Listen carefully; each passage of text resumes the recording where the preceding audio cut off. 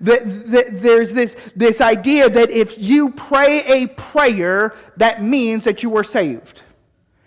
And so often there's many people who they live more like the world than the greatest heathen, and they say, well, I prayed a prayer when I was 7 years old, and therefore I'm saved.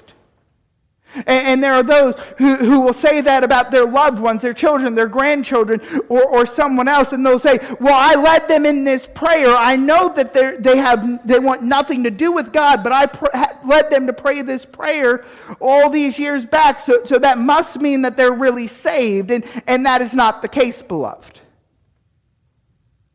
Someone who comes to Jesus as Savior must first come to Him as Lord.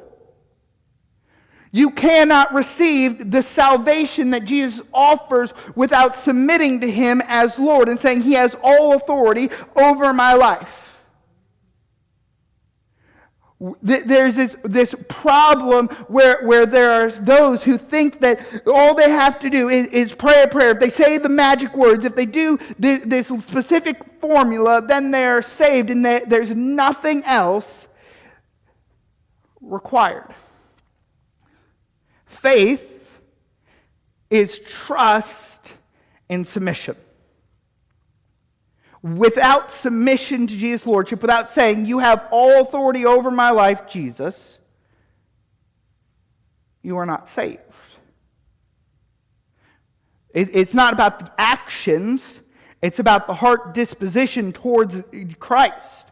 If the only thing that you see Christ as is a spiritual fire hydrant or a spiritual fire insurance, then you have not understood who Christ is. Christ must be submitted to as Lord. Now, don't hear me saying that I'm against the sinner's prayer. I'm very pro the sinner's prayer. If I have led someone to Christ, and there's people in here that I have led to Christ, I use a sinner's prayer for that usage if I do think it is beneficial. It is a good tool, but the problem is that tool has become something that it never ought to be, because it's not the words, it's not a magic formula that saves, it's a heart that says, Jesus, I am in desperate need of salvation.